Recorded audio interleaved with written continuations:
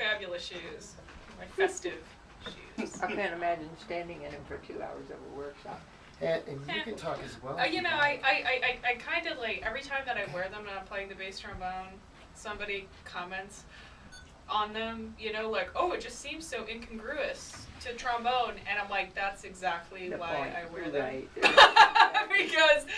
because people still have that kind of like really visceral reaction. Sure. Yeah, I mean, so like people have this idea that when you dress really femininely that you're not.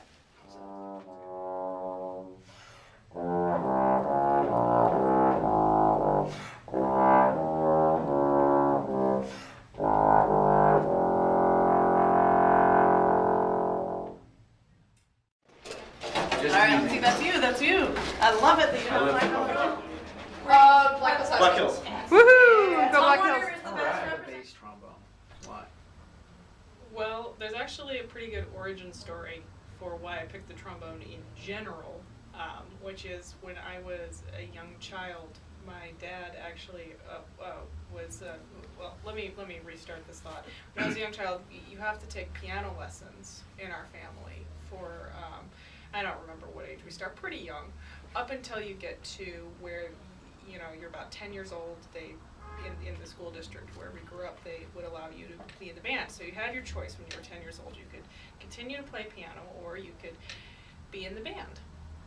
So I went and I tried out all the different instruments, and they had, you know, some presentations around that time that we went to go watch different instruments. And one of the things that they had brought in was they brought in a professional marimba quartet.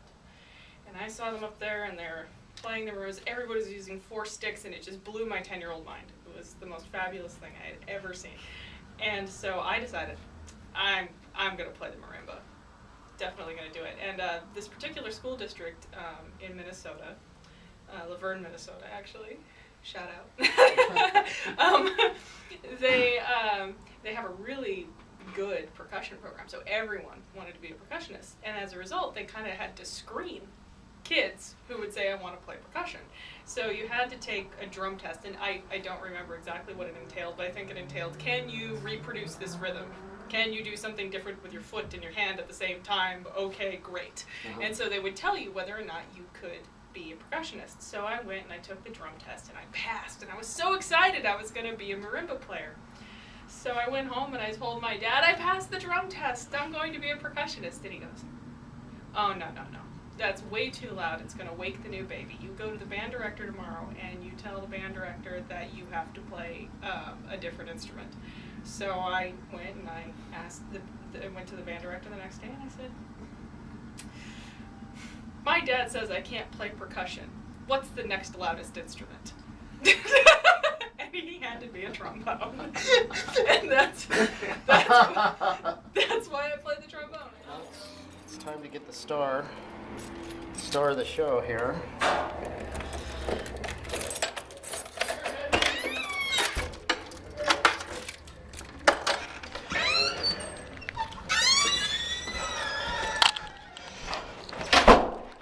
Smile for the camera. It is almost your time. Okay, do we have a stand up there? I forgot to look. Huh? Do we have a stand up there? We've got to stand. Yes. Forgot to look. All right, you got the handouts? Want the water with you? Sure. Did you grab it? And the handouts?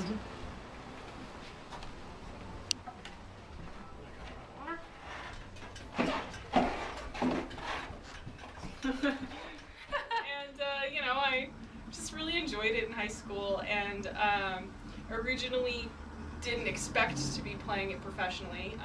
I chose my college based on their reputation in pre-med sciences, because I thought I wanted to be a molecular biologist, actually.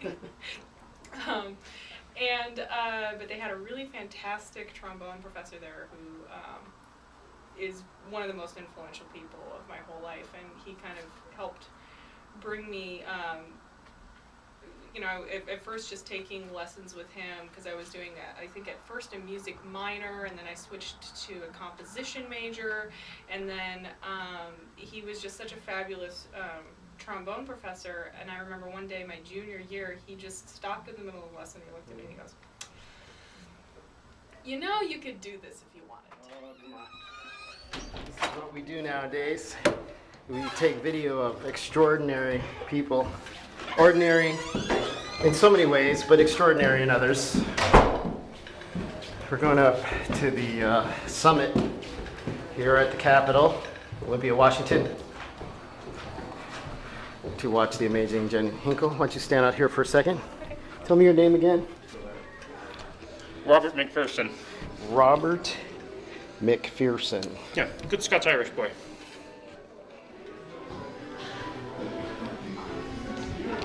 Oh my gosh, look at all these people. All right. Specifically the bass trombone.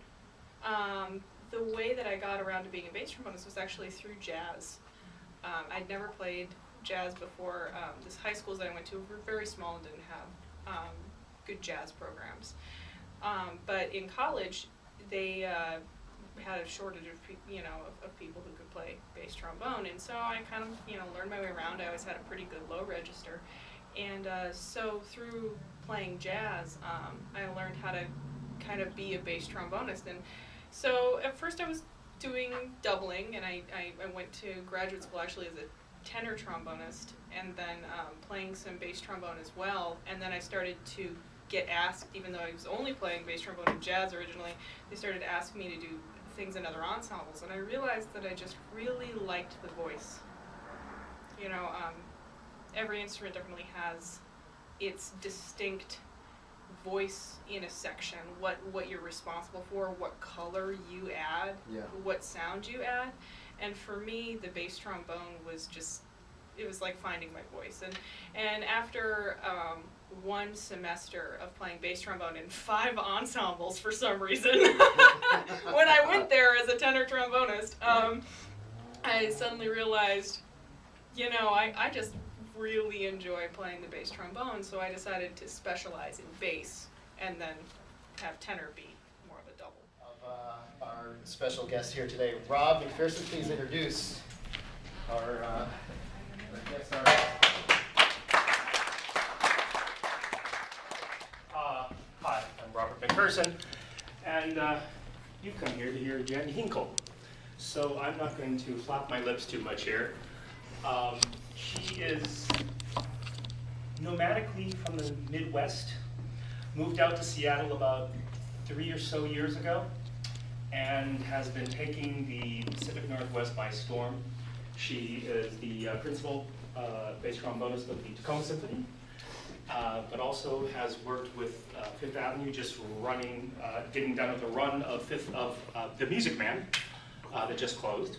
And if you look around town, there's a really good chance she's, holding up the low end of the trombone section. Without any further ado, Jen Hinkle. Hello. Well, that's the introduction here. I'm Jen Hinkle. So they did a pretty good job of, introducing who I am and what I do. The one thing I'll add to that is I also teach classical trombone at Cornish College of the Arts. So anyway, well, today I just really wanted to talk a lot about, just the things that people don't talk about in master classes. A lot of times you come to master classes, and how many people here have been to a master class before?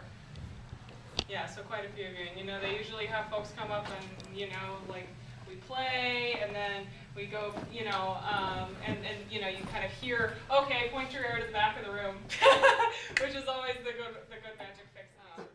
And actually to the point that when I moved out to Seattle, I actually sold my tenor trombone for a while.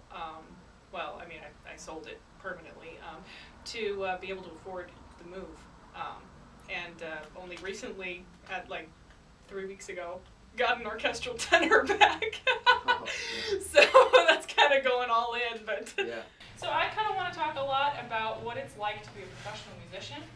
Any dying questions that you've been having to ask someone who's a freelance trombonist, that sort of thing. But to start out, I think I'd really just like to play for you something that I think that people don't hear very often done, which is I would like to make some beautiful sounds on the bass trombone.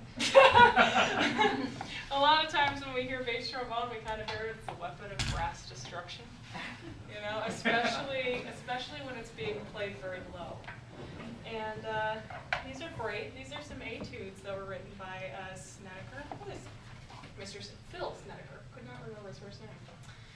And I'm just going to play it, and then I'm going to tell you about it. All right? Well, you would primarily do, there are situations in which it would be beneficial for color purposes. Yeah. And in fact, I'm actually really glad that I ended up selling that tenor and then buying this new tenor, because there are situations, because of the way that a voice is inside of a section, Yeah. where you did need a different sound, you know, a different color to be able to play, for example, principal or lead trombone than you do when you're playing bass. And so, yeah, I mean, I have a high F, but it is the darkest high F you've ever heard.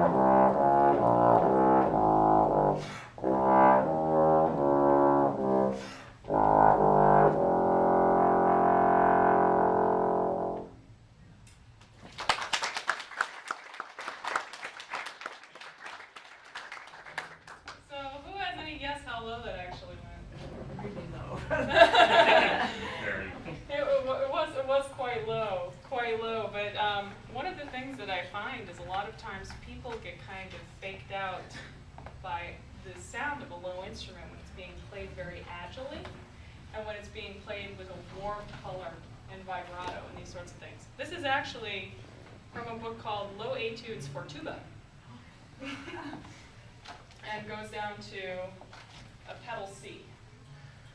So it's quite low indeed, and one of the things that I find when I play that is a lot of folks don't really necessarily notice quite how low it is when you're hearing it. You don't perceive it as, oh wow, that's a C, that's 5 ledger lines, 6 ledger lines. 5 ledger lines below the staff. Yeah. So anyway, that's basically one of the things that I really feel is one of the most important things about being a really excellent, specifically bass trombonist. People shouldn't perceive how low you're actually playing when you play low.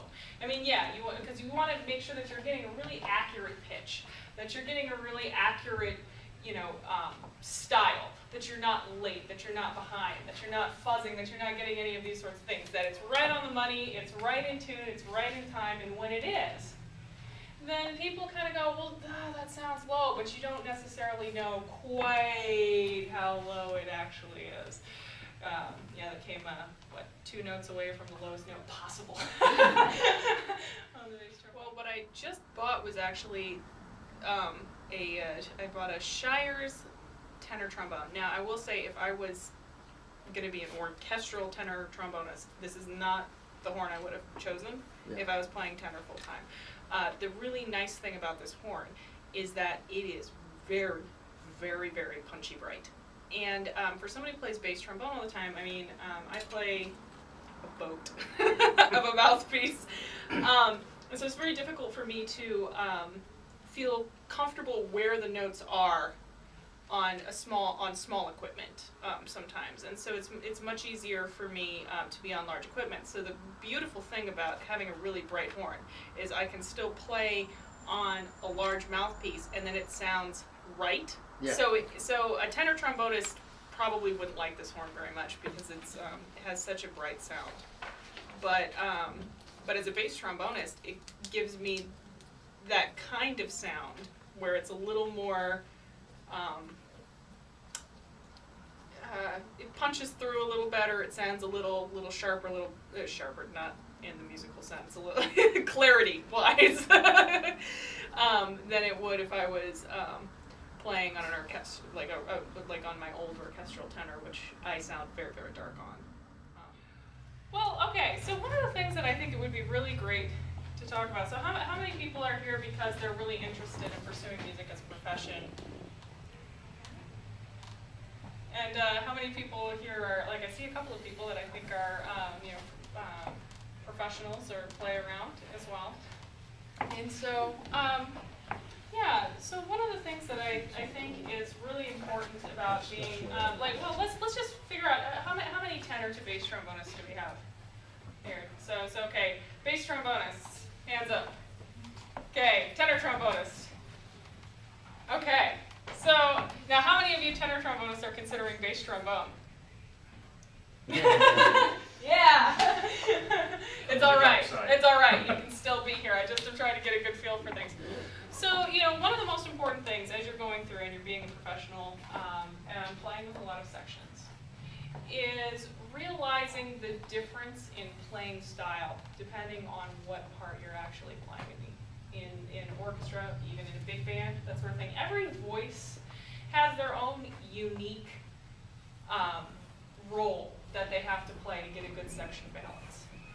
The bass trombone is particularly unique in this because it has such a low voice. We actually have to play a heck of a lot louder, at least from our perceived sense of volume, than does, for example, your lead or your principal trombone player. And part of the reason for this is actually because, and I can demonstrate this here,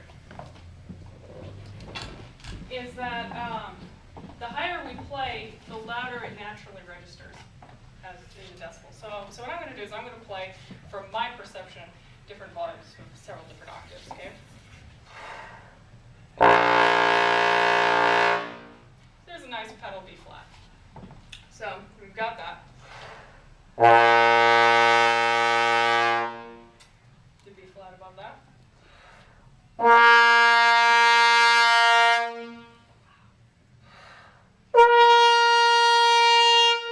Now you hear how that top one was just like, whoa. Now from the way that it felt to me, those were all the same volume from my end, but from your end, very different, right? That top one was probably, I could hear it rattling the walls a little bit.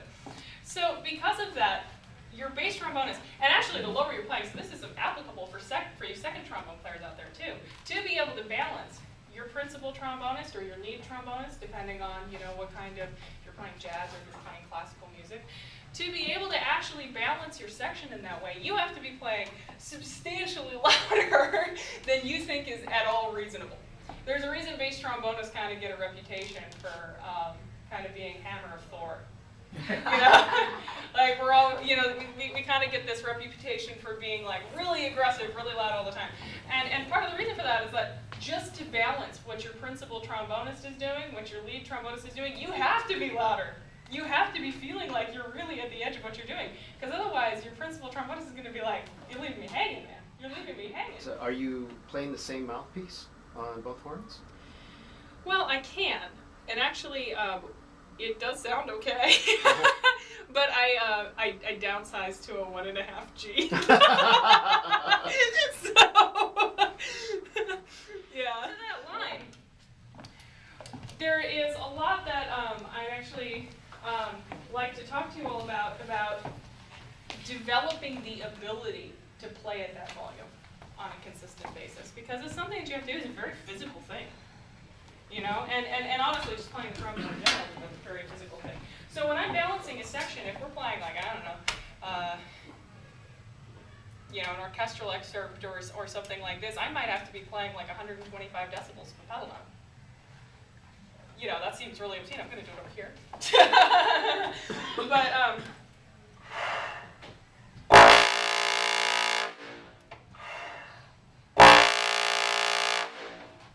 and, you know, even then, it probably didn't feel quite as loud to you as my high B flat. Is that the case? What do you think? I don't know. Probably not quite. And that's, you know, like if you put a decibel meter in front of that, that's probably like 115, 120 decibels of pedal B flat there. So, which is loud. That's like 125 is like what? It's like industrial tools and things like that. That's sort of like the deafness. That's like if you're exposed to that for long periods of time, you can actually develop deafness. Screens are important, kids. Screens are important if you're sitting in front of the trombone section. So, sound shield. One of the things that I think it would be really useful to do is to talk about how you go about developing consistency in volume, how you go about developing consistency in your playing in general. How many of you have something that you do every day when you pick up the horn? I could have guessed that. And yeah, so now, most of you, how long does it take? So if it takes 5 minutes, raise your hand. If it takes 10 minutes, raise your hand. 15. 20? 25? Anybody over that? Good.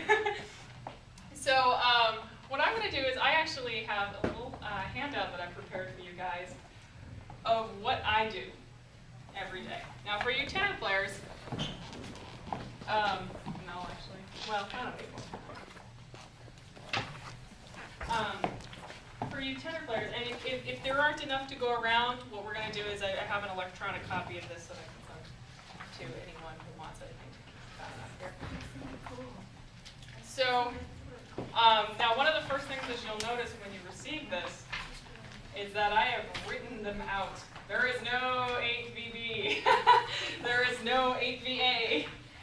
Not going to happen. And the reason for that is if you want to be a bass trombonist, you have to be able to recognize those notes on sight, because they will show up, especially if you're doing theater work. So, you know, playing shows, if you're doing things, if you're doing recording sessions, you have to be able to either take it 8VB, AVA, or actually a lot of times what you'll just see is you'll just see that octave displacement. You have to be able to just see, okay, well, I'm popping down to a pedal E flat. That sort of thing becomes very important. So I wrote it all out, and that's actually one of the great things about this low etudes for tuba book, is that it's actually written out, so you have to get used to identifying them. So this is an Edwards bass trombone. I actually went to the factory to pick it out, and this was back when I was primarily a tenor trombonist. So I've always been curious, you know, what I would pick now, because I found out that it's mostly, I think, it's mostly standard bits. You know, like actually though, this slide is my grandfather's axe of slides. I don't know if you know the old thing. Oh, this is my grandfather's axe. Every once in a while you have to replace the blade. Oh, this is my grandfather's axe. Oh, yeah, but every once in a while you have to replace the handle. But it's still my grandfather's axe, you know. So I had an incident where I was practicing orchestral excerpts very athletically. I was doing William Tell, I believe it was, and it is just very athletic excerpt, and this very large Great Dane,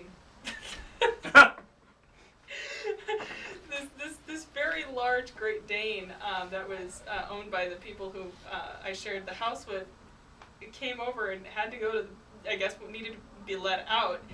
And I was playing with my eyes closed, just really trying to focus on my articulation. And so when I opened my eyes, there was this dog's face right here. And I just didn't hear it because I was playing so loud. And I startled for just a moment. My slide went flying.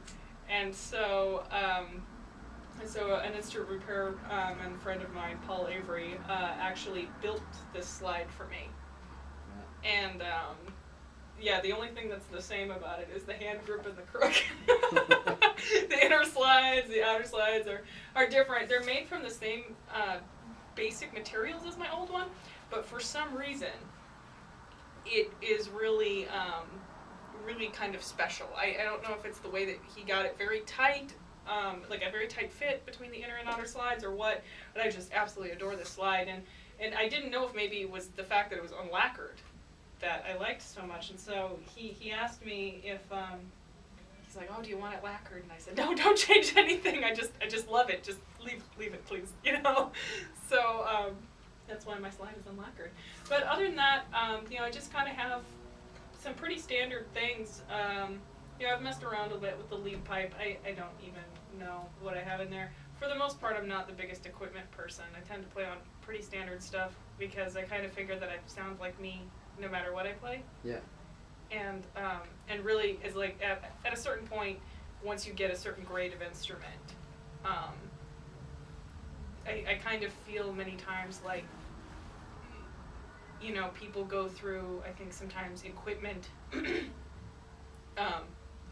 quests to try to cover things that they just have difficulty doing. Right. As opposed to just going and focusing and fixing that. Now, that being said, there are some serious things that, you know, you can't do. Like, you know, I had to switch mouthpieces from what I had originally done, because as I became a better player, I outgrew the mouthpieces that I had been playing on before. And so, you know, we just tried a bunch of stuff out, we found it. But, you know, my first thing is if I can't do something, I always just assume that it's something that I need to do, as opposed to something that I need to do horn for. Yeah. Or a different mouthpiece for, like for playing high or something, like, whatever. Just play it. Figure it out. This is what I do every day. It's a lot. So you see the first thing that we have there, and I just kind of want to go over what I do. Now, this entire routine takes about an hour, actually. But if being a professional musician is really what you want to do, you have to be willing to dot your I's, cross your T's, everything, every morning for an hour. That's what kind of gives you that kind of consistency. Yeah? Much like being a professional athlete, they have a routine that they have to do daily. So.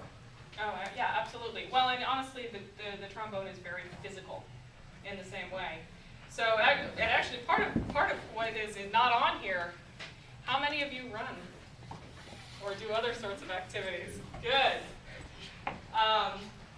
You know, I know that it seems really silly that you kind of have to be athletic to be a professional musician, but especially if you're playing a brass instrument, the amount of volume that you have to be able to put in, to be able to hold up, especially as a trombonist, any kind of trombonist, to be able to hold the static weight of an instrument in your hand for maybe 8 hours a day, you can seriously hurt yourself. I mean, it doesn't seem like a lot of weight, but that's what we call static weight. And that static weight can build up. At one point, I actually literally tore my upper trapezius because I was playing so much trombone. And, you know, we carry our stress on our shoulders, too. This was in graduate school. I was playing so much trombone, and I was just, you know, playing William Tell. And, how many people know that excerpt? Yeah. Yeah. And I'm just, you know, going. And I was so tense, and I was playing so loud, and I'd been playing so much. I literally tore my shoulder and was out for 2 months. You know, it was completely, well, I was using one of those little ergo bone things, but you can't really pivot with those, so that's very ridiculous. Yeah, I mean, I actually have had some injuries, actually. Once again, playing William Tell. William Tell, when it all goes wrong. But I was playing William Tell in graduate school at one point, and I literally tore my upper trapezius from overuse. I mean, granted, well, I think it was in graduate school.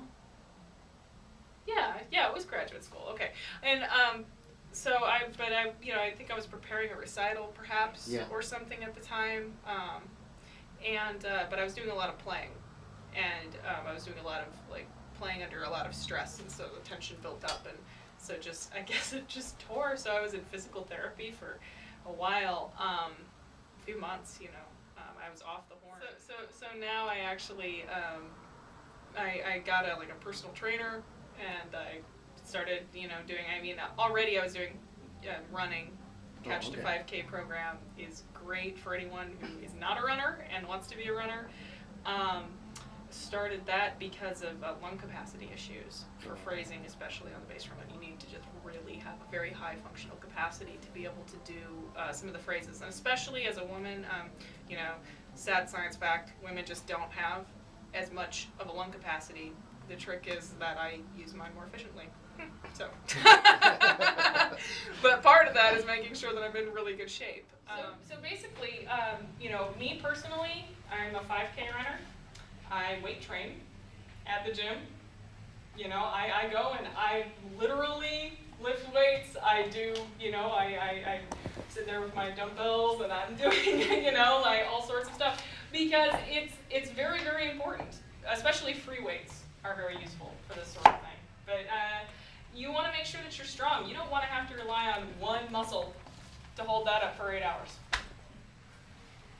It's not going to serve you very well. So, if you haven't done anything that's, very physical, in terms of like running or being involved in some sort of sport, like playing group sports, like soccer, hockey, things like that. Tell girl in Minnesota, I guess. But those sorts of things that really get your lungs going, that develop overall body strength, very, very, very important. More so than you would think. So you'll see the first thing that I have on here actually is, we'll kind of just say, this is just one thing. This is kind of an amalgamation of several different warm-ups that I've done over the years, and you'll probably find that you'll kind of develop one as well. This is what works for me. This is what makes me consistent. Before I play an audition, this is what I do. But because this is what I do before an audition, this is what I do every day. So that way it's the same thing. It's old hat when I go to an audition. So the first thing that I do, and I actually require all of my students to do this, is I buzz the mouthpiece. But I don't just buzz the mouthpiece. I buzz the mouthpiece on the back of my hand. Can anybody think of why? No pressure. Exactly. No pressure at all. Must do everything with muscles. Must do everything by pivoting. So one of the things that you'll probably notice when you first start doing this is that as you get up to a certain point, you will have what I like to call a break. And that break will happen, usually for most people, happens around G. How many people had trouble when they first started seeing G's in their music? The G above the staff. Yeah. Some folks might still be having that trouble. If it wasn't G for you, then it's probably A. There's a reason. There's a reason, because for most people, that's the point at which they have to reset their mouthpiece. And that's, and because they don't have enough muscle strength. And so you learn how to do it when you reset your mouthpiece. And I'm telling you right now, if you're struggling with a G, don't reset your mouthpiece, please. Buzz your mouthpiece instead, because a lot of times people go, and then they get up to the G, and then they go. Not good. You'll hit it, because then what happens is when you do that, you're actually kind of pinning your lips down, sort of the way that you pin a string on, when you're playing a stringed instrument. You pin the string down, and then you get a higher pitch, right? And you're kind of doing that to your chops, but the problem is that there's only so far you can go because it's your face. And so there's a certain point. So yeah, you'll get that G, you'll get that A, get maybe a B flat, get a C, and then, oh no, D! And then you won't be able to do D.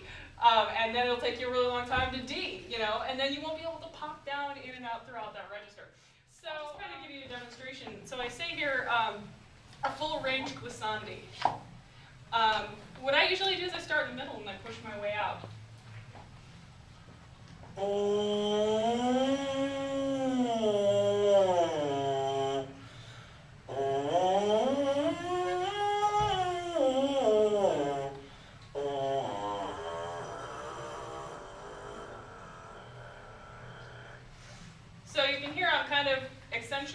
notes, and that's so that way orally I can tell. I have a hereditary hearing,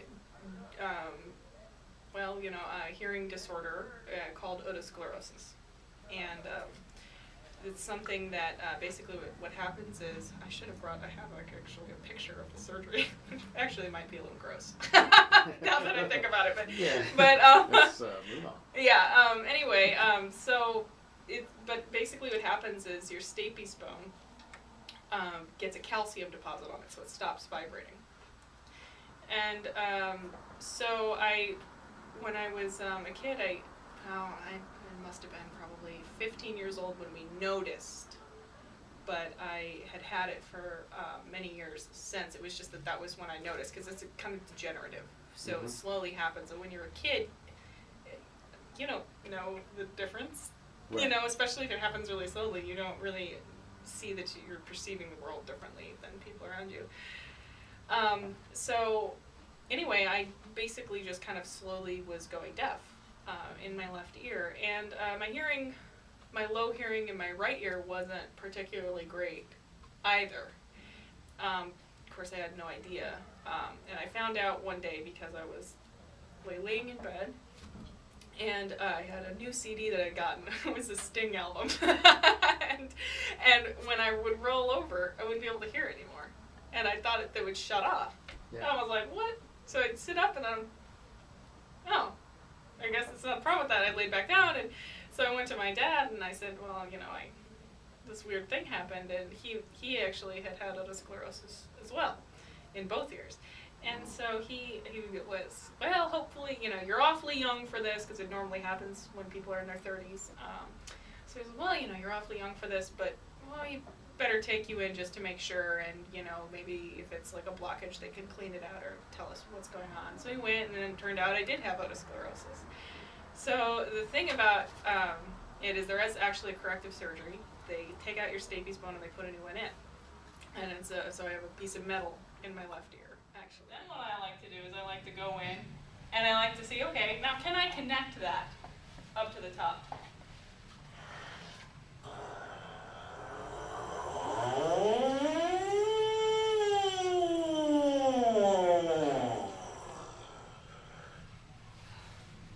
Now you notice that as I did that, the relationship of the mouthpiece to my face changed pretty drastically a couple of times.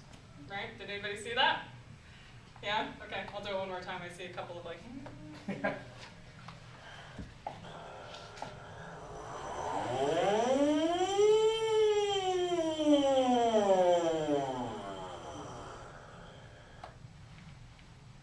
And what that is that's actually my face pivoting. Now, one thing I will say, there are people out there who say, oh, you shouldn't buzz the mouthpiece. And the reason that I typically get with that is that they say, oh, well, if you buzz your mouthpiece, and you put it in your trombone, it doesn't quite do the same thing, right? It's not quite the same sound. Now, I would like to have my opinion against that, which is to say I can always tell where someone's break is by hearing them buzz. If you can buzz it, you can tend to play it. So it's not directly correlatory. Not absolutely everything you can do on a mouthpiece you can do on a trombone. You still have to work on the trombone, on tone. You still have to do all this stuff. But building the muscles here will build them on the trombone. The notes that you are not able to do on the mouthpiece, where your break is on the mouthpiece, will be where your break is on the trombone. And I've watched this happen lots and lots of times in lessons for all ages. And so, so how many people here do buzz their mouthpieces when they start out? Good. Yeah, I would definitely recommend that those of you who don't buzz your mouthpiece, that you start buzzing your mouthpiece. And especially that you start buzzing your mouthpiece on the back of your hand. You really don't want to get in the habit of pressing. How many people have heard of focal dystonia? Yeah. So focal dystonia is some scary, scary business where you can actually lose proprioception, which is your ability to kind of feel where your lips are in space and time, which is kind of bad. So, there is some research out there that suggests that some of it can be due to extreme pressing. That can definitely help along. Now, I know some people who have developed it that wasn't the case, but there's a lot of data to suggest that is one of the causes. So, start buzzing the back of your head now. I could always hear through bone conduction, so I could hear myself play, pretty well, but I couldn't necessarily hear what was going on around me. And so the thing about it is, the surgery doesn't take for everyone, and if it doesn't take, you're deaf. Oh. There's nothing to be done. So You're deaf. you had to make a decision. Well, so they want you to go completely deaf because they want you to get all the use you're going to get out of your natural ear before they try it. And their success rate is really high, but especially for someone who's 15 years old, like if you've got any hearing, they don't want to say, well, like they don't want to take that chance. They want to make sure you can hear as long as possible. So I actually wore a hearing aid for several years until the ear went completely deaf. And so there was a pretty substantial period of time where, my hearing below middle C in general in both ears was pretty low, and then below middle C at the time of the surgery, I was almost completely deaf below middle C at the time of the surgery. And so having had that surgery, I want to say I was 19. I'm not really good with the exact date. I think I was 19. And so when I got the surgery, I remember listening to the same Sting album. And it was the first time I'd actually heard the bass line. Yeah. And it just completely changed my life. The way that the bass line affects chord quality. You can't even imagine the difference between listening to something. If you can kind of mimic it a little bit by just, if you're in like an old car radio, you can like turn down the bass all the way and turn up the treble all the way, and it just sounds unsatisfying and kind of tinny. Yeah. My entire world kind of sounded that way until I had the surgery, and then it was like all of this color and everything, and it just completely changed the way that I perceive music. And that was what sparked me to make so much progress. I just had this explosion of progress that happened over the next couple of years. My professor, Dr. Buelan, really helped me through that time. He was just fantastic. He'd done a lot of research on the way that people hear. So it was really fortuitous that I was studying with him, because he was really able to say, okay, well, this is something that's you should expect. This is something that I don't really know why that's happening, but let me research it. He knew people and could always help me and look it up. It was very encouraging, and so that was where I just really had this explosion of progress, and went from being someone who was not. I was an okay trombone player for someone who can't hear other people play very well, to then being able to get into the graduate school of my choice. And it's been a really kind of interesting journey. It's been a lot of work, though. So the rest of this is you can see it starts out with the Remington. This is probably the thing that you guys do all the time in band and in lessons.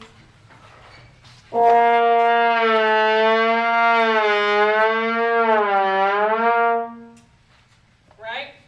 And everyone goes, oh yeah, I know that one. But I almost never see anyone doing it properly. Which is to say, what I see people do is I see people going,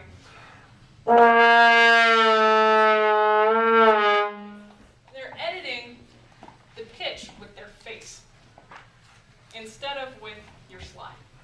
What happens when you do that is you actually, my slide lock is a little broken. Well, it's not so much broken as I had that slide built and they didn't really put the slide lock in the right place. So the reason that Remington had this exercise developed was the idea is that you get the world's greatest trombone sound, which I like to call an M&M sound. And I call it an M&M sound because of this. Dark chocolate center, candy coating of edge. Right? So you don't want to miss either one.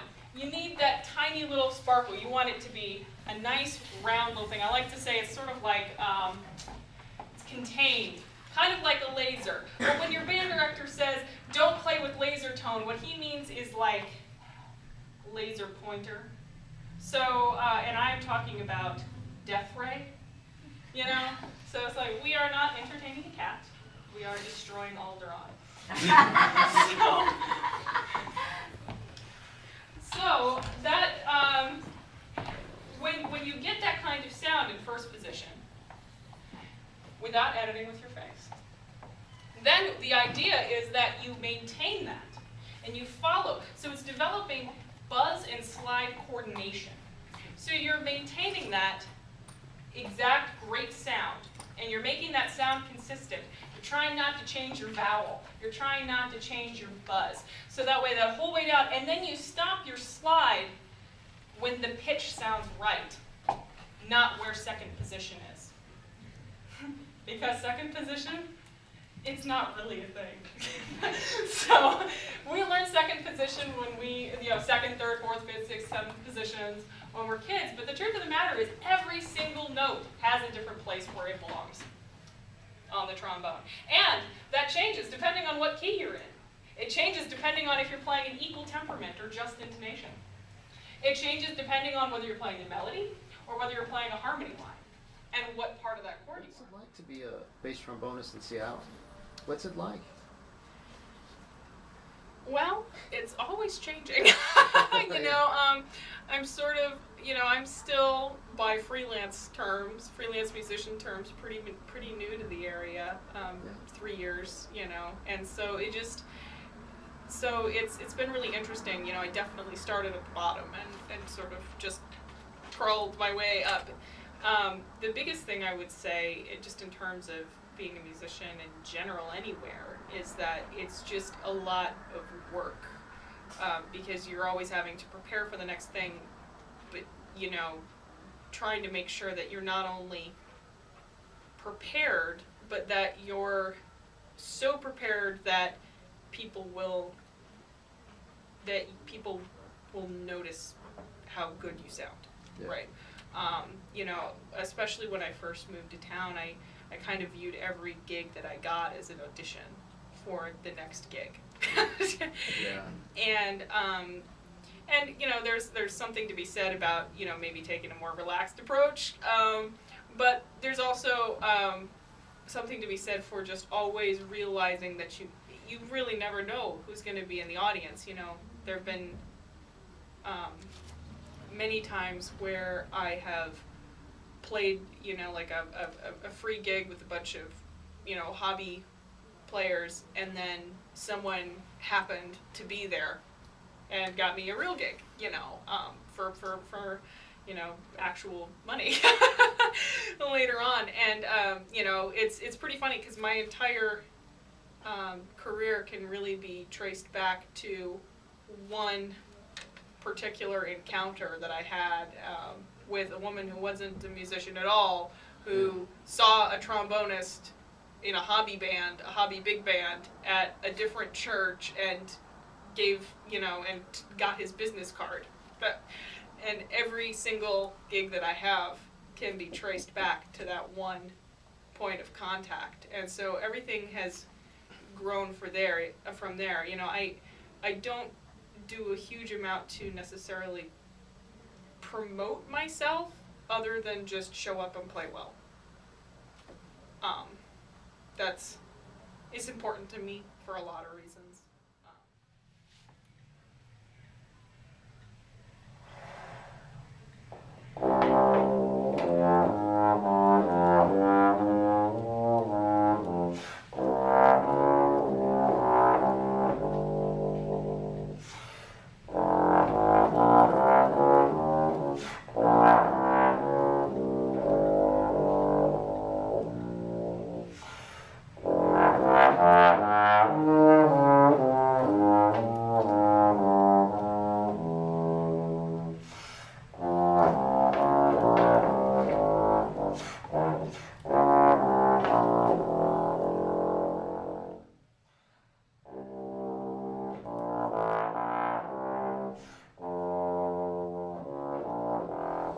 love a lot of what I do. I really do. Well, I love just playing music in general. You know, of course, you're always kind of looking for that next level. You know, I'm fond of saying I don't know who this quote is by. I can't quite remember, but it's like the surest way to achieve a goal is to be aiming at something higher than that goal. So, you know, I'm always trying to be upping my game. I always want to be doing more. I want to be doing it at a higher level than I was before. And so I never have this sort of satisfaction with where I'm at in the moment. That's not to say that I don't appreciate it, because I do. I really love what I do. But I always, you know, am looking for what could I be doing better, or now can we take it to this next level.